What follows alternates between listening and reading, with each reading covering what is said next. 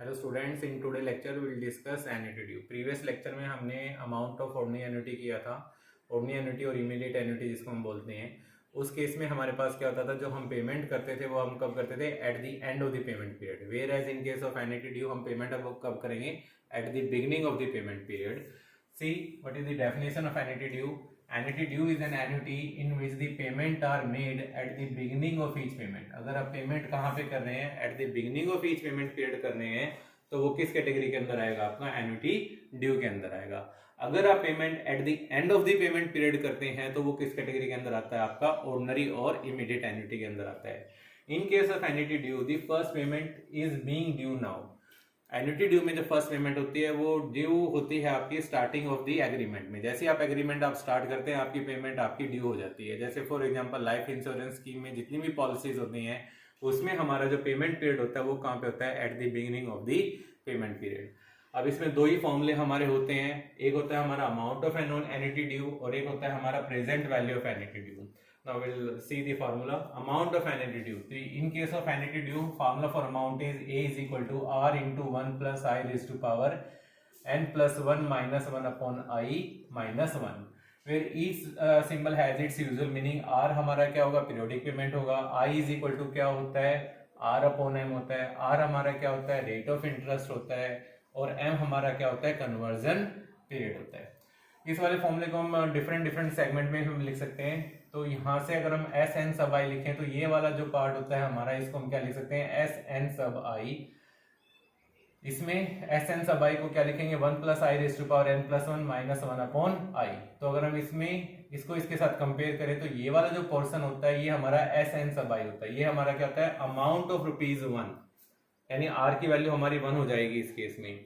तो इसको इसमें अगर हम पुट करेंगे तो वैल्यू क्या आ जाएगी? A is equal to R into S N sub I minus 1। तो इसको हम किसी बुक में ये वाला फॉर्मूला भी गिवन हो सकता है, ये वाला भी गिवन हो सकता है, लेकिन ज्यादातर हमारा ये वाला फॉर्मूला यूज होता है।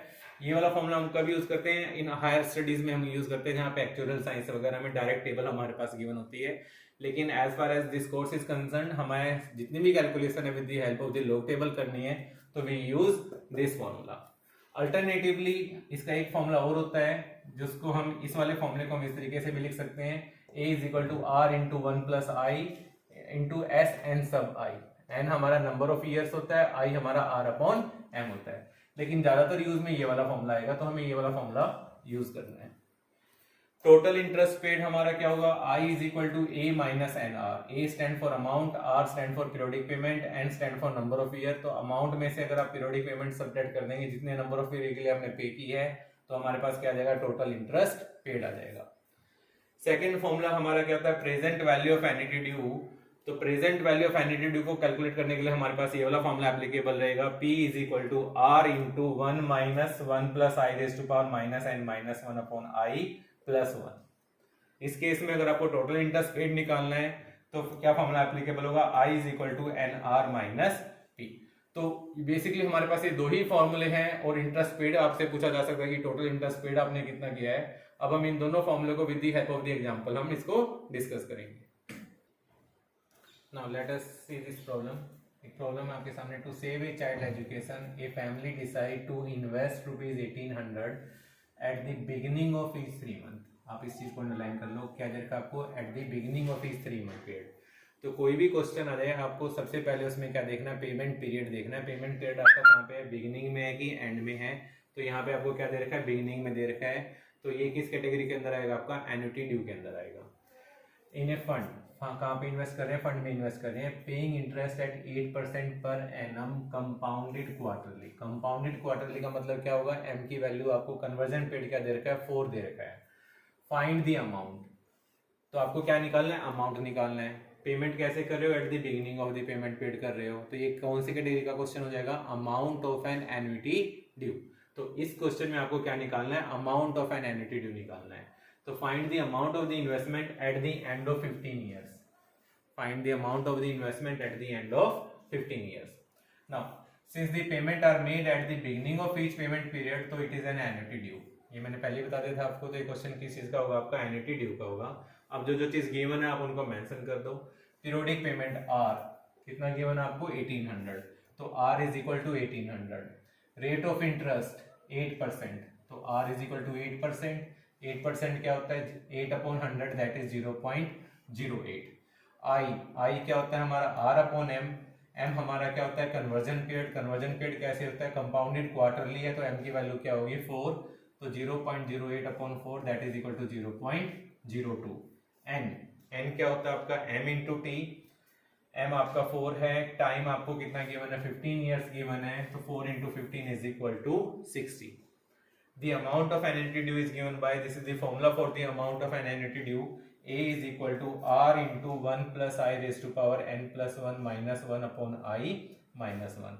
अब इन सब की वैल्यूज में पुट कर दो। R is equal to 1800, 1 plus I कितना है 0.02, तो 1 plus I कितना हो जाएगा 1.02 raise to power n plus 1, n कितना है 60, तो 60 प्लस 1 क्या हो जाएगा 61 minus 1 upon I 0.02 minus 1।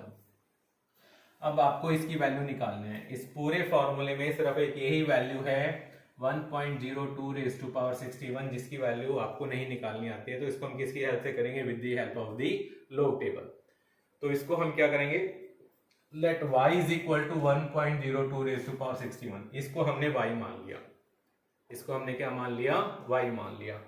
Taking log on both side, log लोगे तो इसमें कौन सा फॉर्मूला लग जाएगा, log of m raise to power n। log of m raise to power n क्या होता है, n log m, तो log of y is equal to क्या हो जाएगा 61 into log of 1.02। log of 1.02 ये स्टैंडर्ड फॉर्म में है, तो हम किसकी वैल्यू देखेंगे, 10 की वैल्यू 2 पे देखेंगे। 10 की वैल्यू 2 पे होती है 0086। डेसिमल मैंने आपको बताया हुआ है कैसे लगता है, 0086 से पहले हमारा डेसिमल लगता है। अब डेसिमल से पहले नंबर क्या आएगा, यहाँ पे डेसिमल से पहले डिजिट देखो कितने डिजिट है, सिंगल डिजिट गिवन है, तो जितनी नंबर ऑफ डिजिट गिवन है उसमें से 1 लेस कर दो, तो 1 डिजिट गिवन है तो 1 माइनस 1 क्या हो जाएगा 0, तो ये वैल्यू आपके पास क्या आ जाएगी 0.0086। इसको 61 से मल्टीप्लाई कर दो तो ये वैल्यू हो जाएगी 0.5246। This is equal to what, log of y। Then taking anti log on both side, तो यहां से आप एंटी log लोगे तो y इज इक्वल टू क्या हो जाएगा, log और एंटी log तो एक दूसरे के रेसिप्रोकल होते कैंसिल हो जाएगा, तो ये y आ जाएगा। y इज इक्वल टू क्या हो जाएगा, anti log of 0.5246। y is equal to क्या हो जाएगा, एंटी log ऑफ 0.5246। अब आपको इसका एंटी log लेना है। एंटी log हमेशा डेसिमल में गिवन होता है, तो एंटी log में हम क्या करते हैं, 0.52 की वैल्यू 4 पे देखेंगे, फिर 6 पे देखेंगे। 0.52 की वैल्यू 4 पे होती है 3342, और 6 पे वैल्यू इसकी गिवन है 5, इन दोनों को ऐड कर दो तो वैल्यू क्या आ जाएगी 3347। तो ये वैल्यू आ गई 3347। अब डेसिमल कहाँ पे लगेगा, यहाँ पे डेसिमल से पहले डिजिट क्या गिवन है 0, तो जो भी डिजिट गिवन है यहाँ पे उसमें अब 1 ऐड कर दो, तो 0 में 1 ऐड कर देंगे तो क्या आ जाएगा 1, तो 1 प्लेस के बाद आपका डेसिमल लग जाएगा, तो ये वैल्यू क्या आ जाएगी y इज इक्वल टू 3.347, यानी इसकी वैल्यू क्या आ गई आपकी 3.347। So put the value of y in this equation, you will get a is equal to 1800 into 3.347 minus 1 upon 0.02 minus 1। 3.347 में से 1 सब्ट्रैक्ट करोगे तो क्या आ जाएगा 2.347 अपॉन 0.02। इसको 0.0 से 2 से डिवाइड करोगे तो क्या आ जाएगा 117.35। इसमें से 1 सब्ट्रैक्ट करोगे तो क्या आ जाएगा 116.35। इसको जब आप 1800 से मल्टीप्लाई करोगे तो आपके पास क्या आ जाएगा अमाउंट, तो ये आपका आंसर आ जाएगा। तो इस क्वेश्चन में आपको ये ध्यान रखना है, कोई भी क्वेश्चन आए तो आपको पेमेंट पीरियड देखना है। पेमेंट पीरियड आपका क्वार्टरली है तो m की वैल्यू पता चल जाएगी। पेमेंट देखनी है आपको कब कर रहे हो, एट द बिगिनिंग कर रहे हो कि एंड कर रहे हो, तो यहाँ पे आप कहाँ पे कर रहे हो, एट द बिगिनिंग कर रहे हो, तो एक इस केस का कौन सा क्वेश्चन हो जाएगा आपका एन्युटी ड्यू का होगा। सेकंड चीज आपको देखनी है कि आपको अमाउंट निकालना है कि प्रेजेंट वैल्यू निकालना है, तो इस क्वेश्चन में क्या निकालना था आपको अमाउंट, तो ये क्वेश्चन हमारा किस चीज का हो जाएगा amount of annuity due. Now let us discuss another problem. Problem आपके सामने गिवन है, फाइंड द प्रेजेंट वैल्यू। इसमें तो ऑलरेडी मेंशन किया हुआ है कि आपको प्रेजेंट वैल्यू निकालनी है of an annuity of ₹5000। Annuity मतलब पीरियोडिक पेमेंट होती है 5000 payable at the beginning of each year. ये चीज नोट करने वाली है, पेमेंट कहाँ पे कर रहे हो, beginning of each year payment कर रहे हो, तो it's mean it is a case of present value of an annuity due for 10 years। Time कितना गिवन है 10 years। If money is worth 5% effective. Effective का मतलब क्या होता है एनुअली, यानी पेमेंट आपका जो रेट ऑफ इंटरेस्ट है वो क्या कर रहा है 5% एनुअली हमारा कंपाउंड हो रहा है आपका। Now solution, since the payment are made at the beginning of each year, जैसा मैंने आपको पहले ही बताया हुआ beginning of each year given है, तो it is an annuity due. तो ये किस चीज का क्वेश्चन है आपका, एन्युटी ड्यू का है। प्रेजेंट वैल्यू निकालने, तो it is a question of present value of an annuity due. अब जो जो चीज गिवन है उनको मेंशन कर लेते हैं। आर पीरियोडिक पेमेंट कितनी गिवन है, 5000, तो R is equal to 5000 N. N क्या होता है हमारा, एम इंटू टी। एम हमारा 1 है, टाइम हमारा कितना गिवन है 10 ईयर्स, तो एन इज इक्वल टू क्या हो जाएगा 10। आई इज इक्वल टू क्या होता है R upon M. R M की वैल्यू क्या है 1, तो आई इज इक्वल टू क्या हो जाएगा आर। रेट ऑफ इंटरेस्ट कितना गिवन है 5%, that is 0.05। As we know, the present value of annuity due is given by this formula. So write down the formula for present value of annuity due. P is equal to R into 1 minus 1 plus I raised to power minus n minus 1 upon I plus 1. So this is the formula. Now put the value of all the value here. R is equal to 5000. R की value हमने put कर दी 1 minus 1 plus I हमारा 0.05 है, तो 1.05 raise to power minus n minus 1। n हमारा कितना given है 10, तो 10 minus 1 कितना हो जाएगा 9 अपॉन I plus 1। अब पूरे क्वेश्चन में सिर्फ एक यही वैल्यू है जो आपको निकालनी है। अब इस वाली वैल्यू में देखो स्पेशल केस है, यहाँ पे माइनस का साइन है, तो ये मैंने आपको पहले भी बताया होगा कि इसको हम कैसे कैलकुलेट करते हैं। तो लेट्स कैलकुलेट इट। इसको आप क्या मान लेते हैं, y मान लेते हैं। Let y is equal to 1.05 raise to power minus 9। ये स्पेशल केस है जब भी यहाँ पे माइनस 9 है। इसको आप दो तरीकों से कैलकुलेट कर सकते हो। आप इसको y is equal to 1 upon 1.05 raise to power 9 भी मान सकते हो। तो यहाँ से आप इसको कैलकुलेट कर लो और उसको 1 से डिवाइड कर दो। अदरवाइज ये सेकंड वे है जिस तरीके से हम ऑलरेडी इसको कैलकुलेट करते आए हैं, taking log on both side. तो जब आप इसका log लोगे तो क्या हो जाएगा, log of y is equal to, इसमें कौन सा फॉर्मूला लग जाएगा, log of m raise to power n। तो ये क्या हो जाएगा minus 9 into log of 1.05। log of 1.05 तो हम कहाँ पे देखेंगे, 10 की वैल्यू 5 पे देखेंगे। 10 की वैल्यू 5 पे क्या होती है 0212। डेसिमल से पहले कितनी डिजिट है, सिंगल डिजिट है, तो उसमें से 1 लेस कर दो तो क्या हो जाएगा 0.0212। बाहर क्या दे रखा है माइनस 9।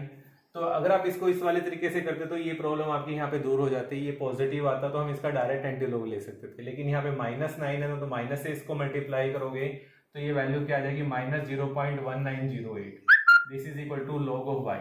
log और एंटी लॉग की प्रॉब्लम क्या है कि हम नेगेटिव नंबर का log ले नहीं सकते हैं, तो इसको हमें पॉजिटिव में कन्वर्ट करना होता है। तो उसके लिए मेथड मैंने क्या बताया, इसमें हम क्या कर देंगे +1 -1। तो -1 को हमने ऐसे लिख दिया, पॉइंट +1 में से इसको सब्ट्रैक्ट कर दिया तो ये वैल्यू क्या आ जाएगी 0.8092। क्या वैल्यू आ जाएगी 0.8092। Taking anti log on both side, तो log का एंटी लॉग लोगे तो ये क्या हो जाएगा y is equal to anti log of 1 bar 0.8092। Anti log decimal से स्टार्ट होता है, तो हमें 0.80 की वैल्यू कहाँ पे चेक करनी है 9 पे और फिर 2 पे। तो 0.80 की वैल्यू 9 पे क्या होगी 6442 और 2 पे वैल्यू क्या होगी इसकी 3, तो इन दोनों को ऐड कर दो तो वैल्यू क्या आ गई 6445। अब 6445 डेसिमल कहाँ पे लगेगा, डेसिमल से पहले नंबर हमारा क्या है -1, तो उसमें आप 1 ऐड कर दो तो क्या आएगा 0, तो 0 प्लेस के बाद आपका डेसिमल हो जाए तो वैल्यू क्या आ जाएगी 0.6445। तो ये हमारे पास y की वैल्यू आ गई है। Put the value of y in this equation, you will find the present value. करो पुट इसको, तो p is equal to 5000 into 1 minus 1.05 raise to power -9 की वैल्यू क्या आई थी 0.6445। तो यहाँ पे हमने 0.6445 पुट कर दिया अपॉन 0.05 प्लस 1 में से 0.6445 सब्ट्रैक्ट करोगे तो क्या आ जाएगा 0.3555 अपॉन 0.05 प्लस 1। इसको आप सिंप्लीफाई कर लो, यू विल गेट 7.11 प्लस 1। इसमें 1 ऐड करो तो क्या हो जाएगा 8.11। उसको आप 5000 से मल्टीप्लाई करोगे तो you will get this answer. तो आपका टोटल अमाउंट कितना आ जाएगा, सॉरी प्रेजेंट वैल्यू कितनी आ जाएगी आपकी 40,550। तो ये आपका आंसर आ जाएगा आपका। Thank you.